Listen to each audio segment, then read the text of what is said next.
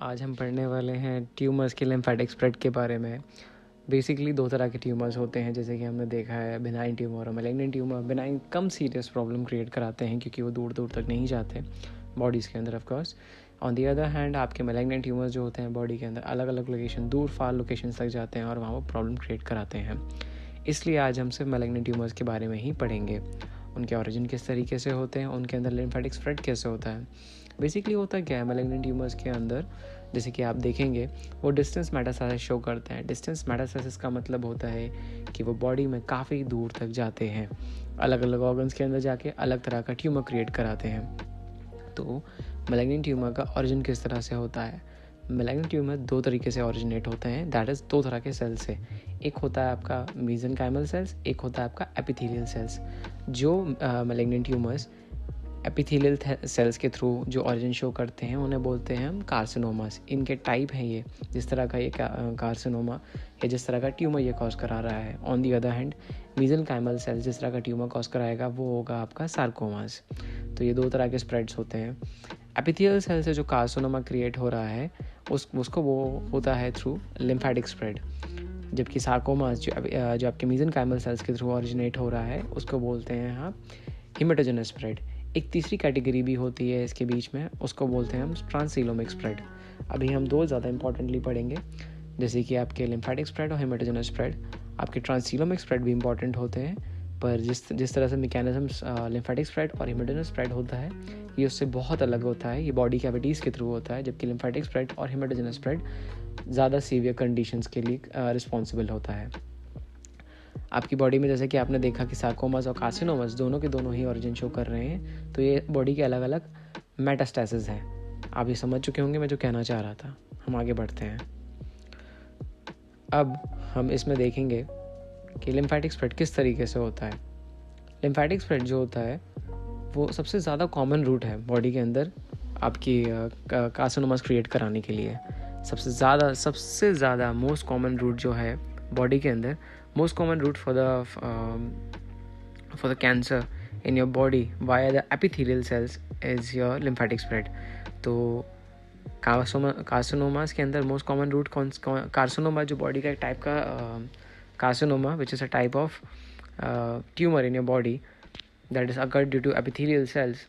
वो उसका most common root क्या होता है? Lymphatic spread. सो जिसके जो बॉडी के हमारे जो लिम्फ चैनल्स होते हैं उनको ये प्रॉब्लम क्रिएट कराता है। इसकी ये दो फॉर्म्स के अंदर होते हैं, एक होता है लिम्फेटिक परमिएशन, एक होता है लिम्फेटिक एम्बुलाई।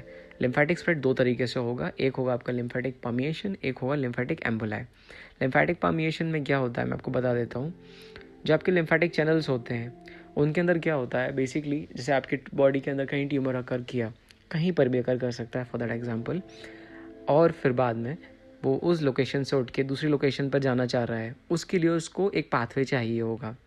उस जगह पर लिम्फेटिक चैनल्स काम आते हैं, वो इनको यूज़ करता है अपने हेल्प के लिए, अपनी ग्रोथ के लिए, आगे बढ़ाने के लिए। तो लिम्फेटिक परमिएशन में होगा क्या, लिम्फेटिक चैनल को के अंदर एक कैंसर सेल आएगा, उसको इन्वेड करेगा, लगातार ग्रोथ होगी, that is continuous growth in the lymph channels. जैसे कि मैंने यहाँ लिखा हुआ है continuous growth in the lymph channels. वहाँ पर जो आपके कैंसर सेल्स आ गए हैं आपके लिम्फेटिक चैनल्स के अंदर, वहाँ पर ग्रोथ शो करेंगे। अब ये ग्रोथ जब हो जाएगी तो वहाँ पर क्या होगा, लिम्फ एम्बुलाई बन जाएगा। दूसरा मूवमेंट कैसे होगा, अब वहाँ पर लिम्फ चैनल्स के अंदर ग्रोथ हो चुकी है आपके मैलिग्नेंट सेल्स की, अब दूसरा मैकेनिज्म काम करना शुरू हुआ, दैट इज़ योर लिम्फ एम्बुलाई।